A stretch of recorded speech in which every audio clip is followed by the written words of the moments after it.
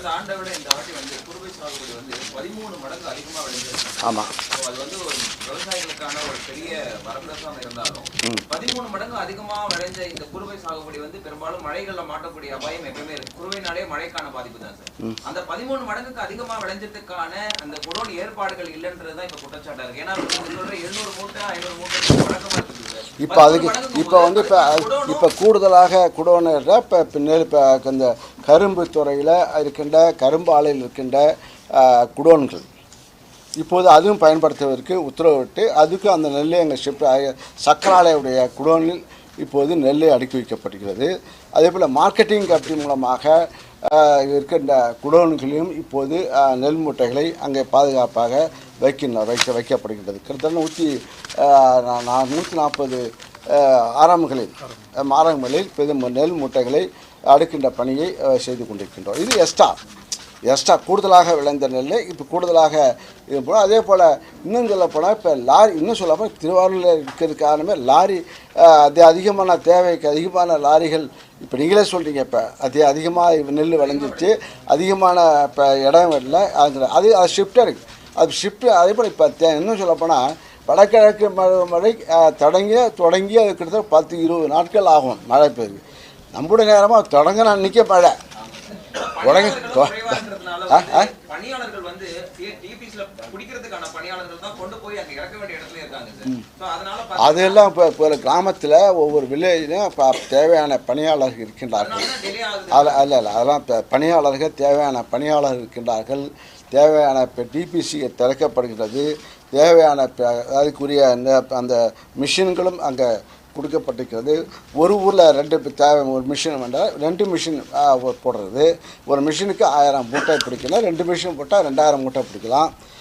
அதுக்கு ஏற்பாடு செய்யப்பட்டு துரிதமாக படுகிறது. ஆக நீங்களே சொல்கிறீங்க, திடீர்னு மழை பெஞ்சு திடீர்னு மழை வந்துடுச்சு. மழையும் இப்போ அளவு திடீர்னு மழை வந்த காரணத்தால் இப்போ இது போல ஒரு கொஞ்சம் தடுமாற்றம் தான் வரும். அது மழை இயற்கையை வந்து இன்னும் சொல்ல முடியாது, குறை சொல்ல முடியாது. ஈரப்பதம் நெல்லை பொறுத்தவரை நாம் கொள்முதல் செய்கின்றதை இதுவரை எல்லா நெல்லையும் கொள்முதல் செய்தாச்சு. ஆக ஈரப்பதத்தில் நடைபெறும் போது அதுக்கு ஒன்றிய அரசுடைய பர்மிஷன் வேண்டும். அது அனுமதி கேட்டு துறையின் சார்பாக அனுமதிக்கு அங்கே அனுப்பப்பட்டிருக்கிறது. ஆக கொள்முதல் நிலை 18% 22% உயர்த்தி வழங்க வேண்டும் என்று கோரிக்கை அரசு சார்பாக முன்வைக்கப்பட்டிருக்கிறது. அதுதான் இப்போ அவங்க ஆய்வுக்குழுனா இப்போ கேட்டதுக்கு பிறகு அவங்க ஆய்வுக்குழு இப்போ இன்னும் இந்த மழை ஒரு மழை தான் ஃபஸ்ட்டு மழை பெஞ்சிருக்கு. இன்னும் தொடர்ச்சியாக இந்த வடகிழக்கு பருவமழை அதிகமான வரவே உடனடியாக முதலமைச்சர் அவர்கள் உடனடியாக நடவடிக்கை எடுத்து இதுக்கு கடந்த வாரம் முதலமைச்சர் அவர்கள் காணொலி மூலமாக மாவட்ட ஆட்சித்தலைவர்களெல்லாம் அழைத்து அந்த துறையை சிவில் சப்ளை கார்பரேஷன் அதையும் அழைத்து வேளாண் துறை அதிகாரிகளையும் காணொலி மூலமாக இன்ஸ்ட்ரக்ஷன் கொடுத்தனால இந்த அளவுக்கு திடீர் தாக்குதல்னு சொல்லலாம். அதை எடுக்கப்பட்டது. தாமதத்துக்கு துறை அமைச்சர் என்ன சொன்னாங்கன்னா, அந்த செறிவூட்டப்பட்ட அரிசிக்கான மத்திய அரசு கொடுக்காதனாலதான் இந்த அரிசியை வந்து கொண்டு போய் குடோன்ல வைக்கிறதுக்கான தாமதம் வருது அப்படின்றதையும் மத்திய அரசு அரிசி வேற நெல் வேற இவங்க நெல் இல்ல அதாவது சார் மில்லுக்கு கொண்டு போறதுக்கான டிலேவுக்கான காரணமா துறை அமைச்சர் சொன்னாங்க சார். அன்னைக்கு கூட்டுறவுத்துறை அமைச்சர் சொல்லியிருந்தாங்க. அதுக்கு பாஜக அந்த செறிவூட்டப்பட்ட அரிசி கலக்கிறதுக்கும் இந்த இதுக்கும் சம்பந்தமே இல்லை. இந்த பாதுகாப்புக்கான விஷயங்கள் வந்து நெல் அரைக்க நெல்லை வந்து ஒரு இடத்துல அறுவடை செய்த நெல்லை ஒரு இடத்துலேருந்து ஒரு சென்டருக்கு அழைச்சி எடுத்து போய் அந்த சென்டர்லேருந்து அவங்க வந்து எந்தெந்த தமிழ்நாட்டில் உள்ள அரவை இது போல் என்ன மில் இது போல் அரவை மில்லிடம் அது என்னது அல்லிகை ஏஜென்ட்டிடம் இப்போ நெல்லை கொடுத்து அவங்க அரிசியாக மாற்றி கொடுக்கும்போது இது அடுத்த ப்ராசஸ். இப்போ சாகுபடி கருப்பு 16,000 ஹெக்டர் இப்போது நீரில் மூழ்கியிருக்கிறது. இப்போ மழை விட்டால் தண்ணீர் வடிந்தால் அதோடைய நஷ்டம் 33% மேல் பாதிப்பு இருந்தால் அதுக்கு நிவாரணம் கொடுப்பதற்கு வழிவகை செய்யப்படும். சார், மன்னார்குடி மாதிரி ஊர்களில் நெல் கொள்முதல் வந்து கொஞ்சம் காலதாமதப்படுத்துறதா சொல்லுவாங்க இல்லைங்க. இப்போ வந்து கடந்த ஆண்டு கிட்டத்தட்ட 900 அந்த அளவுக்கு தான் இப்போ பர்ச்சேசிங் சென்டர் இப்போது கூடுதலாக 2 மடங்கு அளவுக்கு கூடுதலாக உயர்த்தப்பட்டிருக்கிறது. சார் ஒரு நாளைக்கு வந்து 2000 மூட்டைகள் கொள்முதல் செய்யணும், என்ன சிக்கல் இருக்கு சார்? 2000 மீட்டருக்கு ஆளும் வேணும், இப்போ சொன்னார் இடையாளர் வேணும், அதுக்கு வந்து வக்கீல் இடமும் வேணும், திட்டம் அன்றாடம் இப்போ மூட்டை வரணும். ஒன்று மூட்டை கிராமப்பகுதியில் தெரியணும், சொல்வது எளிது. ஆக மூட்டையை வந்து அது அதிகரித்து அதை இடத்தை ஷிஃப்ட் பண்ணணும், இடத்த கொண்டு வைக்கணும். இது போன்ற வைக்கிறது இது வந்து வைக்கக்கூடிய இடத்துல இப்போ 2000 மூட்டை என்பது அவர்கள் பேரில் இப்போ 600 மூட்டை பிடித்தார்கள். விளைச்சல் குறைவாக இருந்தாலும் அப்போ இதே நெருக்கடி உண்டு. விளைச்சல் குறைவாக இருந்தாலும் நெருக்கடிகள் மழை வரும்போது நெருக்கடி வந்து அதிகமாக ஒரு ஏக்கருக்கு 40 மூட்டை 70 மூட்டை ஆவரேஜ் என்று கணக்கிட்டு அது இப்போது கொடுக்கப்படுகிறது. சார் நம்முடைய ஆட்சியில் வேளாண் துறைக்குன்னு அதிகமாக பட்ஜெட் ஒதுக்கப்படுது, ஏன் தனி பட்ஜெட்டே போடுறோம் நம்ம. அப்படி இருக்கும்போது நெல் கொள்முதல் நிலையங்கள் இன்னும் போதுமானதா இல்லைன்னு விவசாயிகள் பேட்டி கொடுக்குறாங்க. டெல்டா மாவட்டங்கள் எல்லா மாவட்டத்திலுமே இந்த பிரச்சனை இருக்கு, போதுமான நெல் கொள்முதல் நிலையங்கள் இல்லை. இருக்கிற நெல் கொள்முதல் நிலையங்களும் பாதுகாப்பானதா இல்லை. அதெல்லாம் பாதுகாப்பான இல்லைங்க. இப்போ நெல்லை பொறுத்தவரையில் நெல்லுடைய வாங்குவதை பொறுத்தவரை நெல்லை தூற்றணும், ஈரப்பதத்தை பார்க்கணும், நெல்லை தூற்றணும். உடனே எல்லாத்தையும் ஒரே இடத்துல வந்து தூற்ற முடியாது. அவங்க நெல்லை தூற்றி கொண்டாடணும், கூட்டி வந்து கொடுங்க. ஒருத்தவங்க இப்போ கொடுக்கணும், ஃபஸ்ட்டு டோக்கன் மேலே கொடுப்பாங்க, உடனே திடீர்னு போட முடியாது. ஆக அந்த அடைக்கு பெறும்போது அதோடைய கணக்குகள் அதோடைய இடர்பாடுகள் அது கிராமத்தில் இது போன்ற இடர்பாடுகள் ஏற்படும். ஆக அனைத்தையும் இன்னும் சொல்ல போனால் இப்போது என்னென்னா விலை அதிகமாக இப்போ என்ன பண்ணால் நெல்லினுடைய விலை அதிகரிக்கப்பட்ட காரணத்தால் இப்போது முன்னெல்லாம் பாதி அளவுக்கு தனியார் நெல் வியாபாரிகள் வாங்குவாங்க. இப்போ தனியார் நெல் யாரும் வாங்கவில்லை. ஏன்னா அரசாங்கத்துடைய நெல் மூட்டை விலை அதிகமாக இருக்கிறது. அதனால் எல்லோரும் அந்த விலை தனியார் வியாபாரிகள் வாங்காத காரணத்தால் இப்போது அரசாங்கமே நேரடியாக அதிகமாக கொள்முதல் செய்யக்கூடிய ஒரு சூழ்நிலை ஏற்பட்டிருக்கிறது. முன்னெல்லாம் வந்து தனியார் வந்து வாங்குவாங்க. இப்போ 100 மூட்டை இப்போ 1000 மூட்டை வந்துன்னா அதில் 1000 மூட்டையில் 3/4 மூட்டை தனியார் வாங்கிடுவாங்க. அவங்க வந்து எந்த ஈரப்பதம் அதெல்லாம் பார்க்க மாட்டாங்க, குப்பையும் பார்க்க மாட்டாங்க, நெல்லையும் பார்க்க மாட்டாங்க. நெல்லை வந்து இடம் பிடிச்சி வாங்கிட்டு போவாங்க. ஆனால் இப்போ வந்து தனியார் கொள்முதல் இல்லை.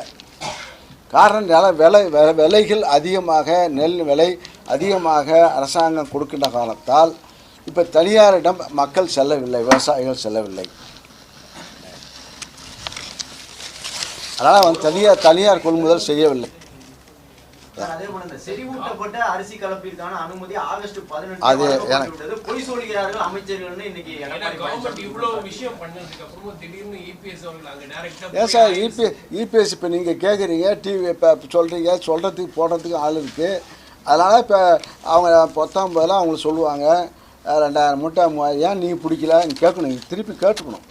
பத்திரிக்கையாளர் ஏன் உங்கள் ஆட்சியில் ஏன் நீங்கள் இப்போ நெல் பொடி இந்த அளவுக்கு ஒரு சென்டரில் வந்து 2000 மூட்டை உங்களுக்கே தெரியாது. 2000 மூட்டை பிடிக்கிறாங்க, 3000 மூட்டை பிடிக்கிறாங்கன்னு தெரியாது, உங்களுக்கே தெரியாது. நாங்கள் விவசாயி, நாங்கள் இப்போ 600 மூட்டை இப்போ நெல் பிடிச்சிட்டாலும் அதுக்கு மேலே அந்த சென்டர் க்ளோஸ் ஆகிடும். இன்னைக்கு 600 மூட்டை இருக்கும்போது இப்போ சிறு விவசாயிகள் அதை இப்போ போடும்போது இப்போ எங்களுக்கு பெரிய விவசாயம்லாம் கிடைக்காது. எங்களுக்கு வெயிட்டிங் அப்புறம் அது இப்போ 4 கணக்கு ஆகும் 600 மூட்டை பிடிக்கிறதுனால. இப்போ 1000 மூட்டை இங்கே அதே போல் ஒரே ஊரில் 2 மிஷின் கொடுத்துருவாங்க. இப்போ அதே போல் இப்போ முதலமைச்சர் உணவு அமைச்சர் அவர்கள் இது போல் அதிகமாக கூடுதலாக மிஷின் தேவைப்படும் போது ஒரே சென்டரில் இன்னொரு சென்டர் கொடுத்து இப்போ 2000 மூட்டை பிடிக்கலாம் என்று இப்போ செஞ்சுப்போம். அரிசி கலப்பிற்கு அனுமதி வழங்கப்பட்டதா இல்லையா சார்? செறிவூட்ட அரிசி அது வந்து துறை அமைச்சருக்கு. அது செறிவூட்ட அரிசியை பொறுத்தவரை அவர் வந்து ஒன்றிய அரசுடைய திட்டம். ஏன்னா அந்த அரிசி வந்து எல்லா அந்த சத்துக்கள் கிடைக்க வேண்டும் என்று அந்த குறிக்கோளாக வைத்து அயன் சத்து எல்லோருக்கும் சம விகிதத்தில் கிடைக்க வேண்டும் என்ற நோக்கத்தில் கொடுக்கப்பட்ட ஒரு திட்டமாக ஒன்றிய அரசு உடைய அவர்கள் அழுத்தம். டெல்டா மாவட்டத்தை பொறுத்த வரைக்கும் சார், டெல்டா மாவட்டத்தை பொறுத்த வரைக்கும் ஒரு போகம் 2 போகம் தான் சார். விவசாயம் மட்டும்தான் முழு வாழ்வாதாரமா இருக்கு சார். இப்ப இருக்கும் பொழுது விளைகிற எல்லா நெல்லுக்குமே வருடம் முழுவதுமா பாதுகாப்பா ஏற்படுத்துறதுக்கான குடோன்களை ஏற்படுத்த முடியுமா? சார் முடிச்சிட்டு இருக்கோம். கட்டுமான பணிகள் இப்போ டெண்டர் விடப்பட்டு இப்போ கட்டுமான பணிகள் கடந்த ஆண்டு அறிவித்தது. கட்டுமான பணிகள் முடிவுட்டு இப்போ அதையும் செயல்படக்கூடியது. அதே போல் இப்போ அறிவிக்கப்பட்டது. இப்போ டெண்டர் விடப்பட்டு இப்போ கட்டுமான பணிகள் நடந்து கொண்டிருக்கிறது.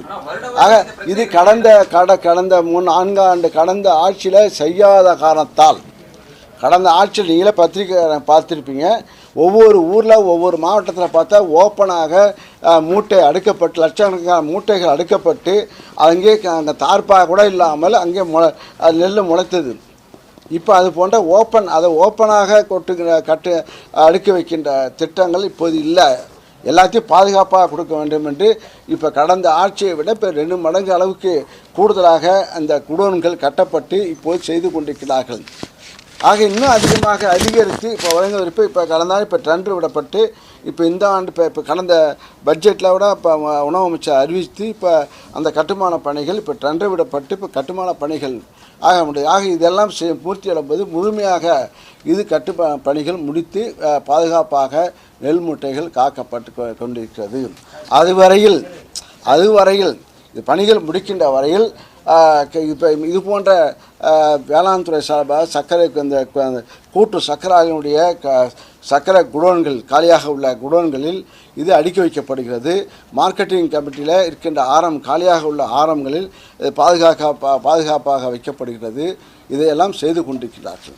திருவாரூர் மாவட்டத்தில் தவிர எங்கேயுமே நெல் தேக்க முடியலன்னு சொல்லுவாங்க. ஏன்னா தஞ்சை மாவட்டத்திலலாம் நெல் முளைச்சிருக்குது. ஒரு அம்மா சார் அது விளைஞ்சிருக்க நெல்லை காட்டுறாங்க சார். விளைஞ்சிருக்கு சார். எனக்கு நெல்லும் பிடிக்காது. நெல் போடுறத விட சரி, புரியுதா? ஆக விளைச்சலை சாய்ஞ்சிருக்கு, விளைச்சலை காட்டுறாங்க. ஆக சாய்ஞ்சிருக்கிற நெல் முளைச்சிருக்கிறதுன்றது அதுக்கு இப்போ ஆய்வு செய்கிற அது நான் பார்க்குறேன், தெரியாது.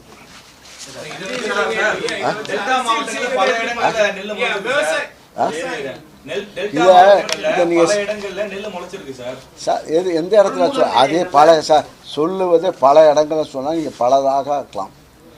எந்த இடத்துல சொல்லுங்க, எந்த இடம் பார்த்துருக்காங்க. இப்போ இதையெல்லாம் முதலமைச்சர் அவர்கள் நேரடியாக இப்போ அந்தந்த மாவட்டத்திற்கு அந்த மாவட்ட அமைச்சர்களை இப்போ சென்று பார்த்து இன்றைய விட இப்போ இங்கே சக்கரபாணி உணவு அமைச்சர் சக்கரபாணி அவர்களும் பேக்வர்ட் கிளாஸ் மினிஸ்டர் மெய்யநாதன் அவர்களும் இப்பொழுது மயிலாடுதுறையிலே ஆய்வு செய்து கொண்டு அதை மீட்டிங் நடத்தி கொண்டிருக்கிறார்கள். அதே போல் தஞ்சாவூரில் ஹையர் எஜுகேஷன் மினிஸ்டர் செழியன் அவர்களும் இப்போ உணவு அமைச்சர் அவர்களும் பார்வையிட்டு கொண்டிருக்கிறார்கள். இப்பொழுது திருவாரூரில் தொழில்துறை அமைச்சர் டிஆர்பி ராஜா அவர்கள் அங்கே பார்த்து கொண்டிருக்கின்றார்கள். நாகப்பட்டினத்திற்கு இப்போ சக்கரபாணி மீண்டும் செல்கிறார்கள். கடந்த வாரம் இதே சக்கரபாணி உணவுத்துறை அமைச்சர் அவர்கள் கடந்த வாரம் 5-6 நாட்களுக்கு முன்பாக திருவாரூர், தஞ்சாவூர், நாகப்பட்டினம் சென்று துரிதப்படுத்தி பணிகளை செய்து கொண்டிருக்கிறார்கள். இது இந்த மழை உடனே வரும் என்ற எதிர்பார்ப்பு இருந்த மழை ஆரம்பிப்பதற்கு முன்பாகவே களத்திலே அமைச்சர்கள் அங்கே அதிகாரிகளும் அங்கே பணியாற்றி கொண்டிருக்கிறார்கள். இன்றைய தினம் வேளாண் துறை நம்முடைய துறையினுடைய அதிகாரிகள் அனைத்து காவேரி டெல்டா பகுதியில் எந்தெந்த பகுதிகள் நீர் தேங்கி இருக்கிறது இந்த ஆய்வு செய்கின்ற கூட்டம் இன்றைய தினம் இப்போ நடத்த இருக்கின்றோம். இப்போ நீ குற்றம் சுடுன்னு சும்மா பேசுற.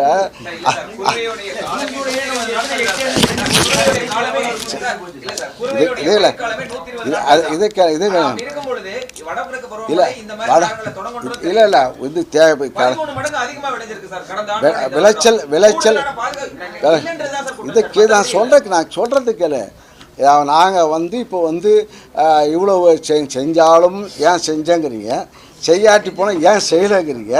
ஆக செஞ்ச விவசாயிகள் நம்பிக்கை அடிப்படையில்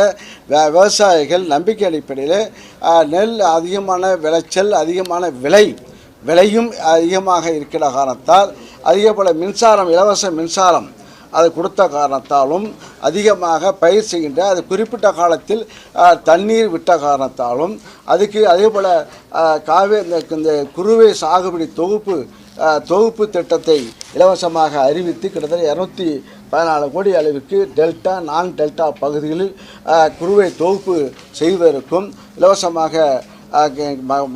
விவசாயிகளுக்கு கொடுத்த காரணத்தாலும் நம்பிக்கை ஏற்பட்டு இந்த தினம் விவசாயத்திலே ஒரு புரட்சியாக நெல்லை இதுவரை கிட்டத்தட்ட 49 ஆண்டு காலமாக விளையாத விளைச்சல் விவசாயம் செய்து கொண்டிருக்கிறார்கள். அதே போல் விவசாயம் இப்போ வந்து சீசன் செய்வாங்க. இப்போ முப்போகமும் நடைபெறுகின்ற இது ஒரு இன்னொரு ப்ராப்ளம் தான். 3 போகமும் விவசாயம் செய்கிற விவசாயத்தை நெல்லை காவேரி டெல்டா பகுதியில் விவசாயம் செய்து கொண்டிருக்கிறார். இதே காஞ்சிபுரம் இருந்தாலும் செங்கல்பட்டாக இருந்தாலும் ராமநாதபுரம் இருந்தாலும் திருவண்ணாமலையாக இருந்தாலும் அனைத்து பகுதிகளிலும் இப்போது விவசாயம் பயிர் செய்து கொண்டிருக்கிறார்கள். ஆக 3 போகமும் விவசாயம் செய்து கொண்டிருக்கிறார்கள். ஆக இந்த ஒரு நிலை அதான். நன்றி, உங்களுடைய ஆர்வத்துக்கு நன்றி. இந்த அளவுக்கு விவசாயத்தை பற்றி இந்த அளவுக்கு பேசுகின்றார்கள். 120 நாட்கள் 100 நாட்கள் 90 நாட்கள் என்று நாட்களையும் சேர்ந்து குறித்து பேசுகின்ற ஆர்வம். இது வந்து அதான் இதால் தான் விவசாயத்துக்கு நம்பிக்கை உங்களுக்கு நினைக்கிறது. இந்த ஆர்வம் எங்களுக்கு பலமாக இருக்கிறது. இந்த ஆர்வம் எங்களுக்கு இந்த பட்ஜெட் வளருவதற்கு வேளாண் துறை பட்ஜெட் வளர்வதற்கு வகை செய்யும் நன்றியை தெரிவித்துக் கொள்கிறேன். பாதுகாப்பாக நடிப்பதற்கு ஏற்பாடு செய்யப்பட்டு போர்க்கால நடவடிக்கை எடுத்துக்கொண்டிருக்கின்றோம். அதனால் முதலமைச்சர் அவர்கள் இன்னைக்கு மனசாட்சி பாருங்கப்பா, இது வந்து எந்த முதலமைச்சர் இது போன்ற பணியை செய்கின்றார்கள்? மழையானாலும் சரி, கொடையானாலும் சரி, வறட்சியாக இருந்தாலும் சரி, களத்திலே இருப்பது கொரோனாவாக இருந்தாலும் சரி. இன்னும் சொல்ல போனால் இப்போ சொல்கிறேன், கொரோனா காலத்தில் எல்லோரும் நீங்களும் பத்திரிக்கையாரும் யாரும் வெளியே செல்லாத காலத்தில் திராவிட முன்னேற்ற கழக தலைவர் நம்முடைய முதலமைச்சர் அவர்கள் களத்தில் நின்றார்கள். எந்த கட்சி தலைவர்களும் களத்தில் நிற்கவில்லை கொரோனா காலத்தில். ஆனால் திராவிட முன்னேற்ற கழகத்துடைய தோழர்கள் உறுப்பினர்கள் தான் களத்தில் நின்று பல உயிர்கள் இழந்தாலும், அதுக்கு உதாரணம் அன்பழகன் உங்கள் ஊர் டி நகர் அன்பழகன் கொரோனாவில் மக்களுக்கு செய்ய வேண்டிய பணியை செய்யும்போது உயிரிழந்தார். ஆக அத்தகைய இயக்கம் அத்தகைய இயக்கத்தினுடைய தலைவர் முதலமைச்சர் அவர்கள் விவசாயிகளையும் கைவிட மாட்டார்கள், அவர்களுக்கு உறுதுணையாக இருப்பார்கள். கொரோனா காலத்தில் எந்த கட்சி தலைவர்கள் யார் வந்தார்கள் மனசாட்சியுடன் சிந்திக்கணும். எந்த கட்சி யார் தலைவர்கள் எந்த களத்தில் நின்றார்கள்? இப்போ யாராரோ சொல்கிறாங்களே, இப்போ 4 பக்கம் போகிறாங்களே, இப்போ இவரே போகிறாரு எடப்பாடி இப்போ வந்தாரா? எடப்பாடி முதலமைச்சராக இருந்தார். கட்டுக்கடங்கின பிறகு பத்திரிகையாளர் யாரும் உள்ளே அவர் போகும்போது ஒரு நாடகம் எப்படின்னா, பத்திரிகையாளர்களை அங்கே யாராக இருந்தாலும் சென்சார், அதாவது டெஸ்ட்டு பண்ணி என்ன டெஸ்ட் பண்ணுவாங்க? கொரோனா டெஸ்ட் தானே. உங்களை சந்திக்கணும்னா கொரோனா டெஸ்ட் எடுத்து தான் உள்ளே 4-5 பேர் தான் உள்ளே விடுவாங்க. ஆக இப்போ அது இல்லை. இப்போ டாக்டர் சின்னையா பேசுகிறாரு, அவரே வந்தாரா? எங்கே இருந்தாங்க? எந்த கட்சிக்காரங்க இருந்தாங்க? எந்த நடிகர் வந்தாங்க? திமுக தொண்டன் தான் ரோட்டில் இருந்தான். திமுக தொண்டன் தான் எல்லாருக்கும் நலத்திட்டங்கள் கொடுத்ததும் அது இதுதான். இந்த அதிகாரிகள் தான் இருந்தாங்க. அதிகாரிகள் மருத்துவர்களும் பணியாற்றினார்கள். ஆனால் யார் மற்ற கட்சி எந்த கட்சி தலைவர்களும் இப்போ அறிக்கை விடுறாங்க யாருமே வரல. மனசாட்சியோடு நீங்கள் பார்த்துக்கணும். அதுபோல் தான் இப்போ வந்து களத்தில் நிற்கின்ற முதலமைச்சர் எதிர்கட்சியாக இருக்கும்போதும் உழைத்தார் முதலமைச்சர். இப்போ முதலமைச்சராக இருக்கும்போதும் இரவு பகல் பாராமல் உழைத்து கொண்டிருக்கிறார்கள். நன்றி, வணக்கம்.